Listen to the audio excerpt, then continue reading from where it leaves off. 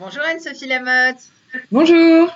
Alors c'est vous notre auteur du guide Petit Feuilleté Madère et vous avez plein de conseils à donner à nos lecteurs du guide. Je crois d'abord en ce qui concerne les visites. Alors vous leur recommandez quoi? Alors, pour une visite un peu authentique et vraiment hors des sentiers battus, moi je recommande un site qui est pas du tout connu, qui est à l'extrémité ouest de l'île, où on peut faire une petite balade à pied qui est relativement facile. C'est quand même très abrupt, mais c'est pas difficile.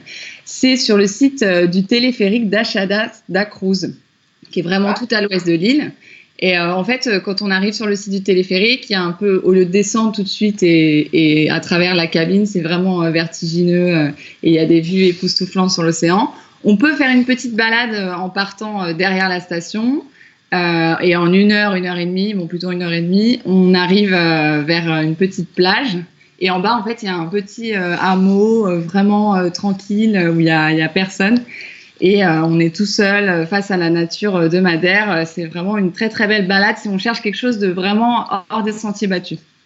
ça a l'air vraiment très sympa ça. C'est vrai que c'est pas connu en plus.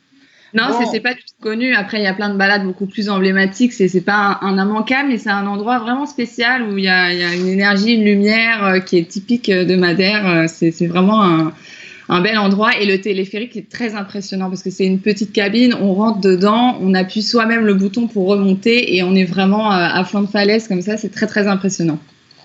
très bien.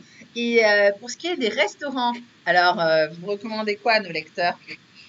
Alors pour les restaurants, toujours pour changer un peu des restaurants de la côte où on va manger le fameux espada, le poisson sabre noir qui est typique de Madère, qui est servi avec de la banane en général.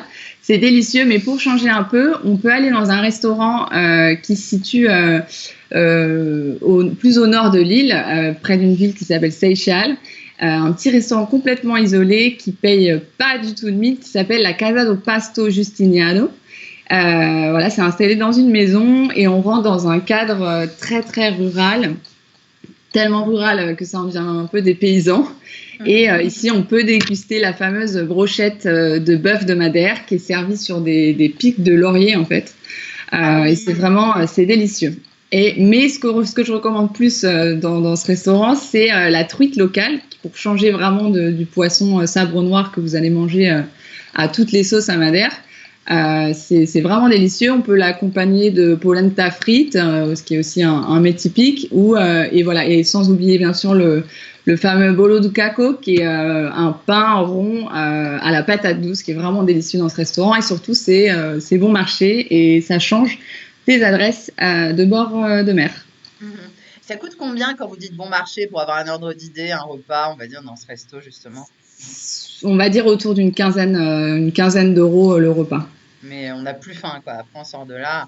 Et On on est est bien. bien. En général, à Madère, c'est assez copieux, hein. Les portions, c'est comme au Portugal continental, c'est copieux. Ah Faut- oui. Et pour sortir, un peu pour décompresser, digérer, on va dire, vous conseillez d'aller où? Alors, pour digérer, après une marche, parce que Madère, c'est vraiment voilà, le paradis des randonneurs, on peut aller boire un verre pour sortir aussi un petit peu de la capitale dans une localité qui s'appelle Camara de Lobos. Et c'est ici, en fait, dans ce petit port de pêche très pittoresque, très, très mignon, qu'on peut déguster la fameuse poncha, qui est la boisson typique de Madère, à base d'eau de vie, de canne à sucre, de jus de citron et d'autres jus de fruits. C'est vraiment très très bon. Mais on peut aussi goûter un autre cocktail qui a été inventé dans cette localité qui s'appelle le Nikita, qui est un cocktail à base de bière, de vin blanc mélangé avec de la glace à la vanille et des petits morceaux d'ananas, pardon. C'est vraiment c'est très sucré, mais c'est bon et c'est original, c'est typique de Madère. Mhm. Bien. Et pour vous, le meilleur bon plan de tous les bons plans que vous avez mis dans le guide, c'est pas facile, mais si vous devez, vous deviez en retenir qu'un, ce serait lequel? Oui, c'est pas facile parce qu'il y a plein de bons plans à Madère. Mais s'il y en a un que je recommande, qui est un bon plan un peu pour les courageux quand même, mais qui vaut vraiment le coup, c'est de se lever aux aurores et d'aller voir le soleil qui se lève sur le Pico do Arriero, qui est le troisième sommet le plus haut de Madère. Donc voilà, on arrive avant que le soleil se lève, on est à plus de 1800 mètres d'altitude et là on voit le soleil qui se lève vraiment au-dessus d'une mer de nuages. C'est vraiment magnifique, c'est un spectacle grandiose et vraiment c'est un truc à faire qui est un peu inoubliable, quoi. C'est vraiment magnifique. Mhm. Et comme souvenir, alors, vous conseillez quoi à nos chers lecteurs du Petit Futé Madère, là, qu'ils peuvent ramener dans leur valise, pas trop cher, pas trop lourd?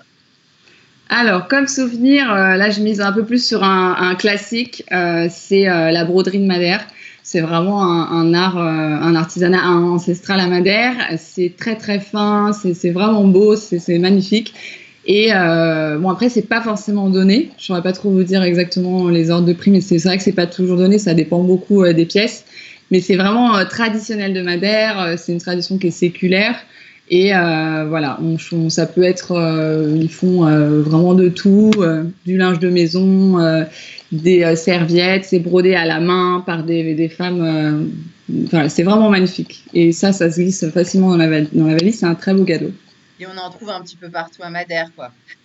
Alors, il y en a un peu partout. Après, il y a une maison qui est un peu plus connue à Madère qui s'appelle Bordal, où c'est un petit atelier qui est quand même assez touristique, mais ça reste vraiment tout à fait traditionnel. Et en bas, il y a une petite boutique musée avec les femmes qui vous expliquent l'art de la broderie à Madère. Et au-dessus, il y a encore le petit atelier. On peut faire des visites guidées. C'est vraiment, ça vaut le coup d'y jeter un œil. Ah, sympa. Donc c'est Bordal à Funchal, alors. C'est à Funchal, dans la capitale, oui. Ok, très bien. Merci beaucoup Anne-Sophie pour tous ces super conseils pour nos lecteurs du guide Petit Futé Madère. Je suis sûre que ça leur sera super utile. Voilà. Merci à vous. Bye bye. À bientôt.